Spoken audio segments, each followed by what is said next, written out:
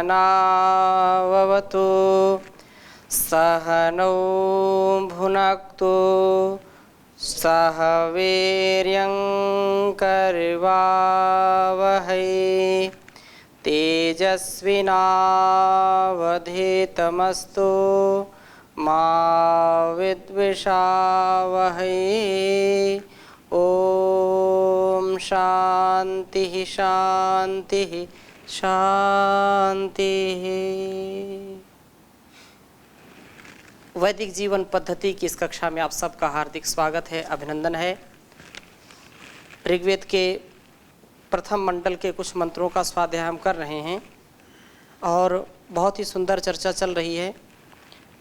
हर प्रकार से हम संवर्धन को प्राप्त हों, किसी भी प्रकार से हमारा पतन न हो, हम उत्थान को प्राप्त हों, हमारा समाज, हमारा राष्ट्र विद्या से, बुद्धि से, ज्ञान से, धन से, धान्य से हर प्रकार से परिपूर्ण हो और उस परिपूर्णता में हम शिष्टाचार न भूलें, क्योंकि जब परिपूर्णता हो जाती है व्यक्ति बहुत ही ऊपर उठ जाता है, बढ़ जाता है, तो अधिकांश लोग अपने सुख को सहन नहीं कर पाते हैं।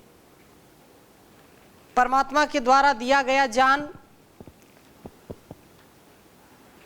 उसका संविधान, उसका जो विधान है, उसको जान करके हम अपने विधान को, अपने कृतित्व व्यक्तित्व को ठीक करें, यह हम सबका परम कर्तव्य है। और उसके लिए परमात्मा ने साधन हमको दिए हैं कि अपने ज्ञानमय, प्रेममय, स्नेहमय जीवन को किस प्रकार से जीना है। इस जागरूकता को हम बनाए रखें। इसके लिए एक भी हम ऐसा कोई कार्य ना करें जो हमारे लिए कल्याणकारी नहीं है। ऐसा कोई भी कार्य ना करें जो हमको पतन की ओर ले जाता है, हमको अधोगति की ओर ले जाता है। ऐसी वाणी, ऐसा व्यवहार, ऐसा सद्ज्ञान, सद्विवेक हम सदा बढ़ाते रहें। और वो मानसिक रूप से जब हम तैयार होते हैं, मन हमारा तैयार होता है उसके लिए, तो वाणी में कभी भी वो भाव आता ही नहीं है। और जब वाणी हमारी ठीक होती है तो हमारे कर्म भी ठीक होते हैं। कभी ना कभी यदि पथ भ्रष्ट हो भी जाते हैं तो हमको संभलने का अवसर मिलता है। हम संभलने का प्रयास करते हैं, संभल भी जाते हैं कि कैसे अपने जीवन को जीना है। लोग बोलते भी हैं, सुनते भी हैं, समझते भी हैं। जिनका उत्थान होना है, जो उत्थान को चाहते हैं, कहीं किसी भी परिस्थिति में हो, वो उत्थान करते ही करते हैं। अतः आज का जो वेद मंत्र है, बहुत ही सुंदर वेद मंत्र है कि हम सुनृता, जो वेदवाणी है, उसको समझें, उसको जानें, इस वेदवाणी से अपने को पुष्ट करें, अपने को पुष्पित पल्लवित करें, जिससे हर पल हर क्षण मेरा उत्थान होता रहे, कभी मैं पतन को ना प्राप्त हूँ।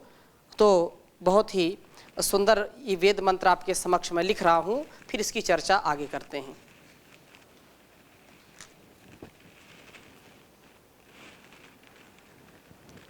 ओम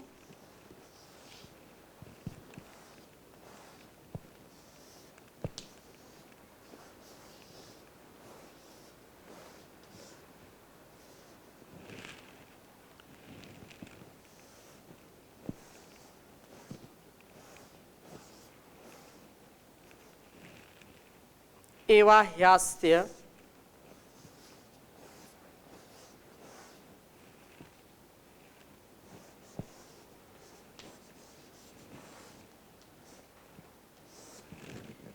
एवाह्यस्य सुनृता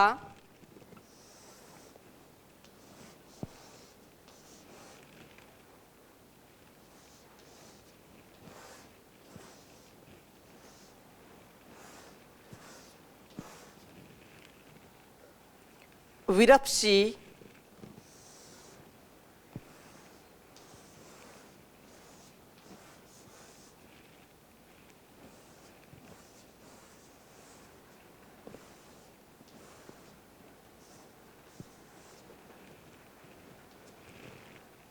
गोमती मही।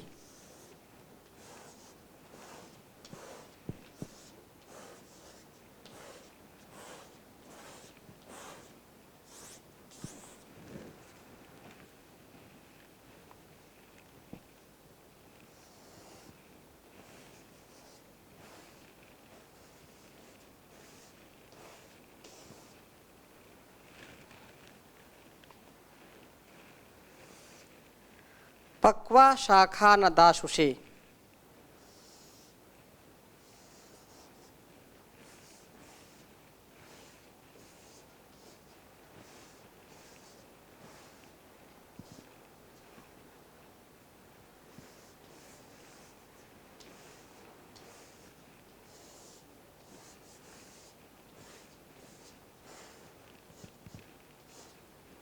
पक्वा शाखा न दाशुषे।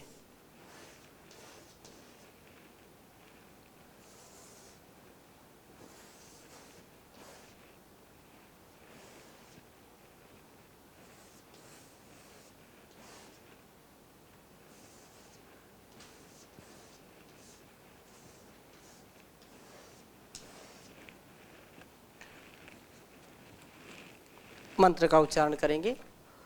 ओम एवा ह्यस्य सुनृता विरप्सी गोमती मही पक्वा शाखा न दाशुषे। ओम एवा ह्यस्य सुनृता विरप्सी गोमती मही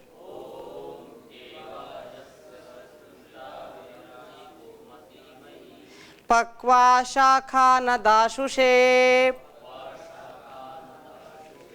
पक्वा शाखा न दाशुषे।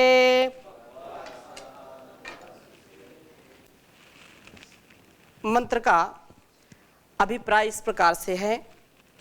एवा ह्यस्य, एवा जो सोम पाई अर्थात सोम पाई, जो सोम का जिसने पान किया है, जो ज्ञान के पान से तथा सोम कणों से अपनी इंद्रिय जय के आधार पर, इंद्रियजित होने के आधार पर जिसने गौरव को प्राप्त किया है, तन से मन से जो बलिष्ठ है,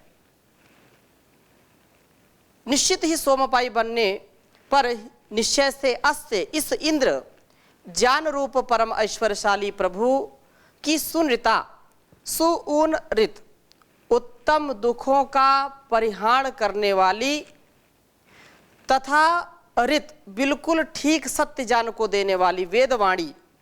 वेदवाणी क्या है? ये सुनृता है।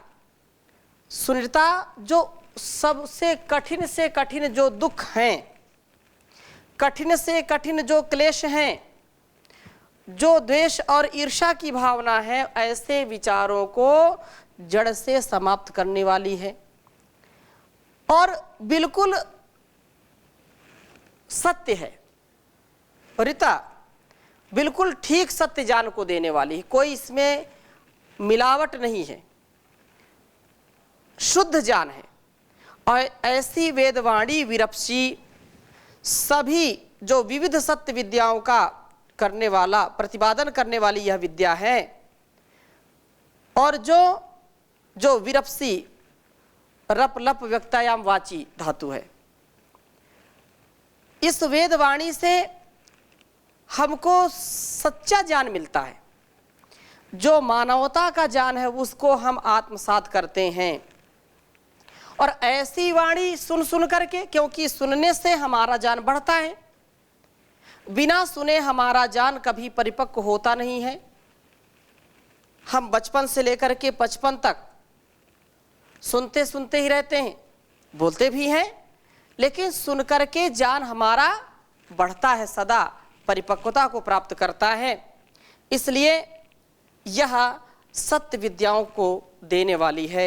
वेद विद्या सब कहते हैं, वेद सब सत्य विद्याओं का पुस्तक है और वेद का पढ़ना, पढ़ाना, सुनना, सुनाना सब आर्यों का, सब श्रेष्ठ जनों का परम कर्तव्य है। तो ऐसी गोमती यह वेदवाणी उस सोमपाई के लिए गौ आदि धन देने वाली होती है। इस वेदवाणी से में उसके लिए केवल ज्ञान ही नहीं मिलता है, अपितु इससे सब धन धान्य मिलता है, पशुधन भी मिलता है, धन धान्य अन्य प्रकार के जो भी हम चाहते हैं वो सब कुछ मिलता है। अर्थात जीवन जीने के लिए जो भी आवश्यक सामग्री है वो सामग्री की भी सुलभता वेद ज्ञान से हमको होती है, इसके योग्य हमको बनाती है। उन साधनों को हम कैसे प्रयोग करें, उनका दुरुपयोग हमारे जीवन में ना हो, यह भी हमको कहाँ से सीखने को मिलता है? वेद से सीखने को मिलता है। जैसे इस जीवन में अनेक प्रकार के हम यंत्रों का प्रयोग करते हैं, तो उन यंत्रों को चलाने के लिए जैसे बुकलेट मिलती है, बुकलेट बोलते हैं उसको, तो उसमें सारी चीज़ें होती हैं कि कैसे कैसे इसको प्रयोग करना है, और कहीं पर कोई गड़बड़ी हो जाए तो उसको कैसे करना उसको भी थोड़ा सा देते हैं। ऐसे ही ये सारा जहान उस भगवान का बनाया है, इंसान कैसे इसमें रहे, कैसे इसका सदुपयोग करे, कैसे अपने संबंधों को निभाए और कैसे इस जीवन को निभाए, वो सारा ज्ञान विज्ञान हमको वेदों से मिलता है। इसलिए यह बहुत उत्तम विद्या है और ऐसी विद्या को प्राप्त करने का सौभाग्य केवल मनुष्य जीवन में मिल सकता है। मनुष्य जीवन, और वो भी भारतवर्ष में जन्म जब लिया तो कहने ही क्या है, सोने पर सुहागा। ऐसी स्थिति में भी यदि हम चूक जाएं तो हमसे ज़्यादा कोई दुर्भाग्यशाली नहीं है। अतः यहाँ पर जो बात कही है कि जीवन के लिए आवश्यक गवादी धन को जुटाने के लिए भी योग्य हमको बनाती है। और मही महापूजायाम, मही ये जो है यह वेदवाणी उसकी मानस वृत्ति को पूजा वाली करती है, अर्थात जहाँ इसका मस्तिष्क ज्ञान से परिपूर्ण होता है वहाँ इसके साथ अनेक प्रकार से इसके साथ साथ अनेक हाथ उठते हैं, धन कमाने वाले होते हैं। ज्ञान किस लिए है? कर्म के लिए।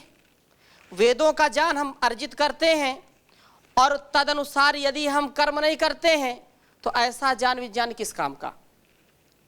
कहने का आशय क्या है कि जैसा जैसा हम जानते हैं, जैसा जैसा हमको पढ़ाया जाता है, समझाया जाता है, हम पढ़ते हैं, सुनते हैं, जानते हैं, समझते हैं, तो वैसा हम अपने मन में, वाणी में और आचरण में भी लाएं। ऐसा उपाय करें, ऐसा हम पुरुषार्थ करें कि हम सदा इसकी भावना से परिपूर्ण हों, कभी भी इससे विपरीत आचरण ना करें।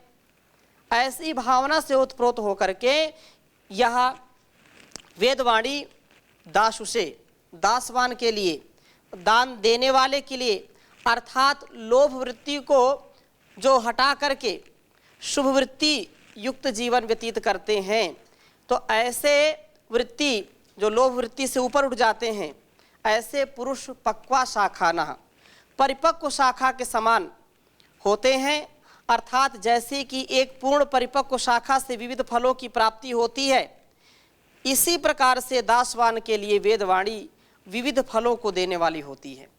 इस वेदवाणी से उसे क्षीर मिलता है, सर्पी, मधु, उदक, ये सब वेद के ही जो है ज्ञान से प्राप्त होते हैं।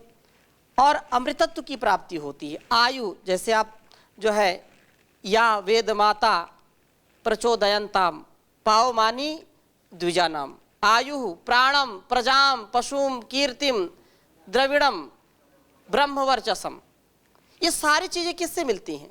वेदवाणी से मिलती हैं। इसलिए कहते हैं कि वेदवाणी को सदा आत्मसात करें। सुने कान तेरे सदा वेदवाणी, सुने कान तेरे सदा वेदवाणी, तू कर वेदवाणी मनन धीरे धीरे, मिलेगी प्रभु की शरण धीरे धीरे। दमन इंद्रियों का तू करता चला जा, दमन इंद्रियों का तू करता चला जा, फिर काबू में आएगा मन धीरे धीरे, मिलेगी प्रभु की शरण धीरे धीरे।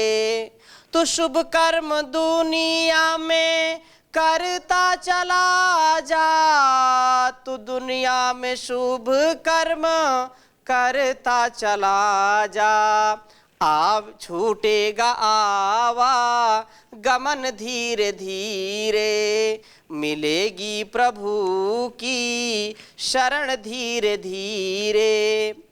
तो ये जो है वेदवाणी हमारे जीवन का उद्धार करने वाली है। प्रभु मेरे जीवन का उद्धार कर दो, भंवर में है नैया इसे पार कर दो, मैं गाऊं सदा वेदों की ऋचाएं, मैं गाऊं सदा वेदों की ऋचाएं, तन मन में वेदों का संचार कर दो, प्रभु मेरे जीवन का उद्धार कर दो। मेरी इंद्रियां हो सदा मेरे वश में, मेरी इंद्रियां हो सदा मेरे वश में, मेरे मन पे मेरा ही अधिकार कर दो, प्रभु मेरे जीवन का उद्धार कर दो।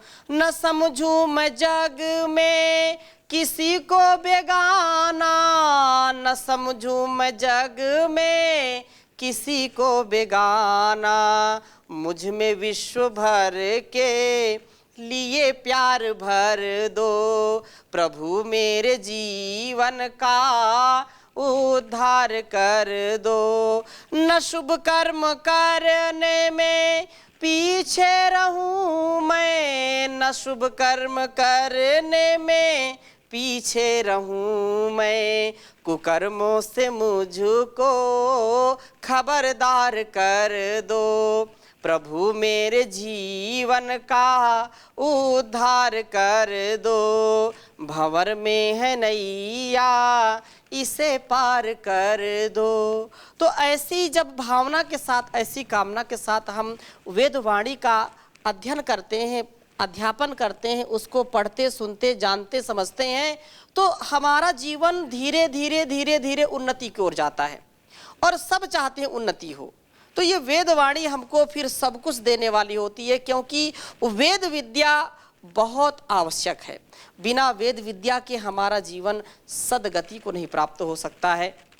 इसलिए इष्ट फलों को भी देने वाली यह वेदवाणी है और वेदवाणी सर्व सत्य विद्याओं का जो है प्रतिपादन करने वाली है। सारी जो विद्याएं हैं उन सत्य घटनाओं का, सत्य तत्व तथ्य का जो उद्घाटन है, जो रहस्य है, उसको खोलने का काम कौन करती है? वेद विद्या। तो वेद विद्या हमको आनी चाहिए, वेदवाणी हमको आत्मसात करनी चाहिए, इसलिए इस बात को कहा है। और धनों को देने वाली है ये वेद विद्या, हर प्रकार के धन का, हर प्रकार के जो है समस्याओं का समाधान करती है, तथा पूजा की वृत्ति को प्राप्त कराने वाली है। पूजा की वृत्ति क्या है? यथा योग व्यवहार करना। हमारा यथा योग्य जब व्यवहार होता है, मर्यादित व्यवहार होता है, संतुलित व्यवहार होता है, तो हम धोखे या जो है किसी को धोखा देने या किसी से धोखा खाने से बाज आते हैं। अर्थात हम सदा शुचिता, पवित्रता और समत्व में जीने का प्रयास करते हैं।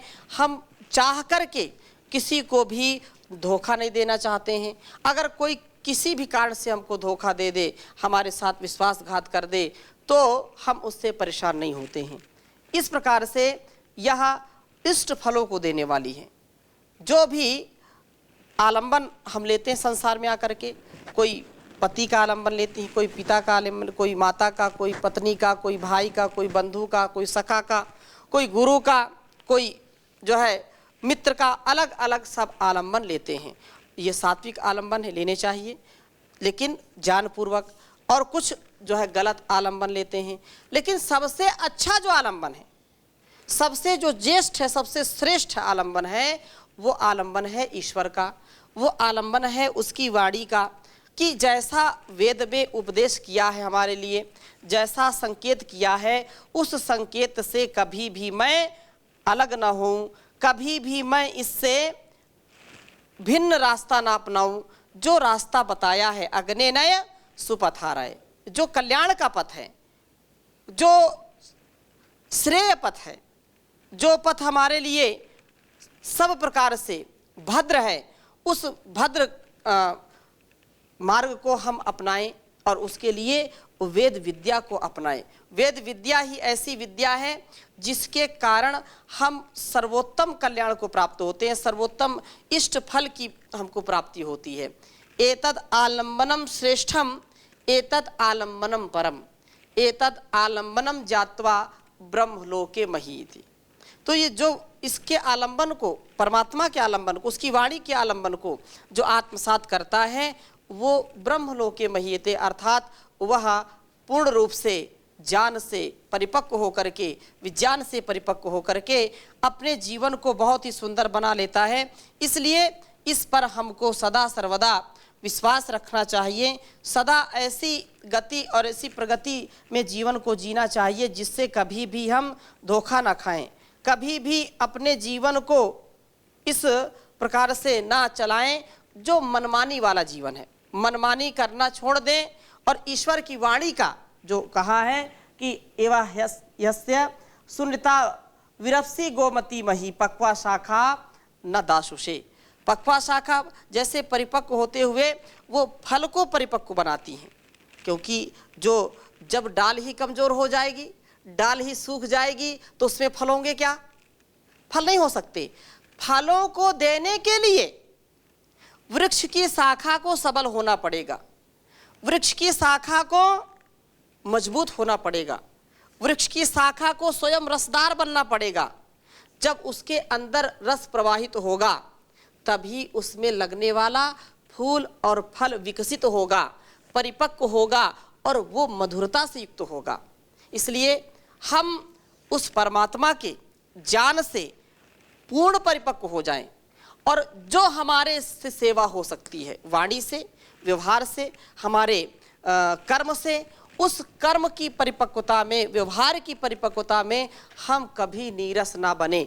जैसे एक अच्छी शाखा में अच्छे फल आते हैं, वैसे ही हमारे इस जीवन में, हमारे इस शरीर में जो कुछ भी हम इस संसार को दे सकते हैं, हमारे अंदर जो विद्यमान है, हमारे अंदर यदि भलाई है तो हम भलाई देंगे, बुराई है तो बुराई देंगे। जो लोग जैसे होंगे वैसा वो बांटेंगे। अगर वो दानवीर है, धन उसके पास है तो धन देगा, बल है तो बल की शिक्षा देगा, दूसरों को बलिष्ठ करेगा। यदि उसके जीवन में स्नेह है तो स्नेह बांटेगा, उसके जीवन में यदि कटुता है, कुटिलता है, तो वो कुटिलता ही बांटता फिरेगा। ऐसा होता है कि नहीं होता? इसलिए हम इस वेद मंत्र के द्वारा अपने जीवन को सुंदर, निर्लोभी बनाएं। बहुत ही परिपक्वता से जीवन को जीने की आवश्यकता होती है। अपरिपक्वता में, अधकचरे ज्ञान में हम कभी भी उन्नति नहीं प्राप्त करते। अल्प विद्या भयंकरी कहते हैं। क्या कहते हैं? अल्प विद्या भयंकरी। जो अल्प विद्या होती है, जो बिल्कुल कम जानते हैं और समझते हैं कि हमसे ज़्यादा कोई जानने वाला नहीं है, तो ऐसे लोग धोखा खा जाते हैं। हमेशा हम इस बात में अटल रहें, इस बात में विश्वास रखें कि हमारा जो कथन है, हमारा जो कथनी और करनी है, उसमें हम किसके अनुसार चल रहे हैं। हमारा गुरुजनों के प्रति, हमारा वेद के उपदेशों के प्रति, शास्त्रों के उपदेशों के प्रति श्रद्धा का भाव हो और ऐसी श्रद्धा से हम सदा ऊपर उठते रहेंगे। इसमें कोई शंका हमको नहीं करनी चाहिए। कभी भी एक भी प्रकार से जब हम जीवन में जो कुछ भी पाते हैं उस ईश्वर का ही दिया हुआ पाते हैं, तो उसका सदा सर्वदा धन्यवाद करें। इसलिए कहा है, मुझे तूने मालिक बहुत कुछ दिया है, तेरा शुक्रिया है, तेरा शुक्रिया है। न मिलती अगर दी हुई दात तेरी, तो क्या थी ज़माने में औकात मेरी। हो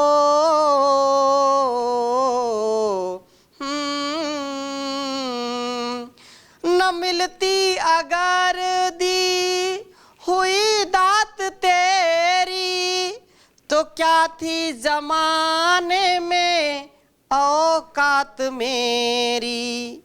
ये बंदा तो तेरे सहारे जिया है, तेरा शुक्रिया है, तेरा शुक्रिया है। या जायदाद दी है, या औलाद दी है, मुसीबत में हर वक्त इमदाद की है। तेरा ही दिया मैंने खाया पिया है, तेरा शुक्रिया है, तेरा शुक्रिया है। मेरा भूल जाना, तेरा ना भुलाना, तेरी रहमतों का कहाँ है ठिकाना। तेरी इस मोहब्बत ने पागल किया है, तेरा शुक्रिया है, तेरा शुक्रिया है। तेरी बंदगी से मैं बंदा हूँ मालिक, तेरे ही करम से मैं जिंदा हूँ मालिक। तुम्ही ने तो जीने के काबिल किया है, तेरा शुक्रिया है, तेरा शुक्रिया है। तो उस परमात्मा ने जीवन दिया है और वही इसको चला रहा है। तो हम इस वेदवाणी को अपने जीवन में अपनाएं और बहुत जीवन को उन्नत बनाएं। इन्हीं शुभकामनाओं के साथ आज की कक्षा को यहीं पर विराम देते हैं। शेष चर्चा अगली कक्षा में करेंगे। ओम शांति शांति शांति।